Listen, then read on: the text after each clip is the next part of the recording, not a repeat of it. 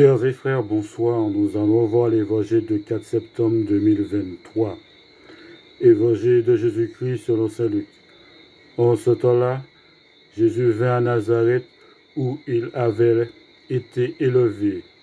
Selon son habitude, il entra dans la synagogue le jour du sabbat et il se leva pour faire la lecture. On lui remit le livre du prophète Isaïe. Il ouvrit le livre et trouva le passage où il est écrit « L'Esprit du Seigneur est sur moi, parce que le Seigneur m'a consacré par l'onction.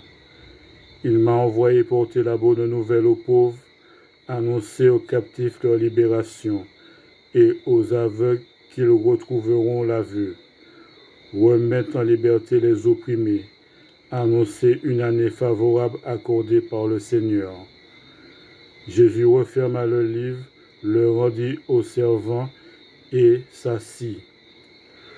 Tous dans la synagogue avaient les yeux fixés sur lui. Alors il se mit à leur dire « Aujourd'hui s'accomplit ce passage de l'Écriture que vous venez d'entendre. » Tous lui rendaient témoignage et s'étonnaient des paroles de grâce qui sortaient de sa bouche. Ils se disaient « N'est-ce pas là le fils de Joseph ?» Mais il leur dit « Sûrement vous allez me citer le dicton « Médecin, guéris-toi toi-même » et me dire « Nous avons appris tout ce qui s'est passé à Capharnaüm. Fais donc de même ici, dans ton lieu d'origine. » Puis il ajouta « Amen, je vous le dis, aucun prophète ne trouve un accueil favorable dans son pays. En vérité, je vous le dis, au temps du prophète Élie, lorsque pendant 3 ans et demi, le ciel retint la pluie et qu'une grande famine se produisit sur toute la terre, il y avait beaucoup de veuves en Israël.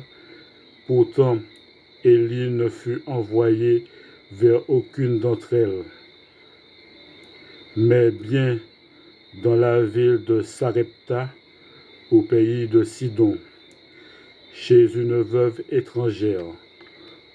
Au temps du prophète Élisée, il y avait beaucoup de lépreux en Israël, et beaucoup d'entre eux n'ont été purifiés, mais bien Naaman le Syrien.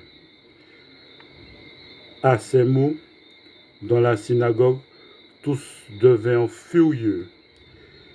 Ils se levèrent, poussèrent Jésus hors de la ville et le menèrent jusqu'à un escarpement de la colline où leur ville est construite, pour le précipiter en bas. Mais lui, passant au milieu d'eux, allait son chemin.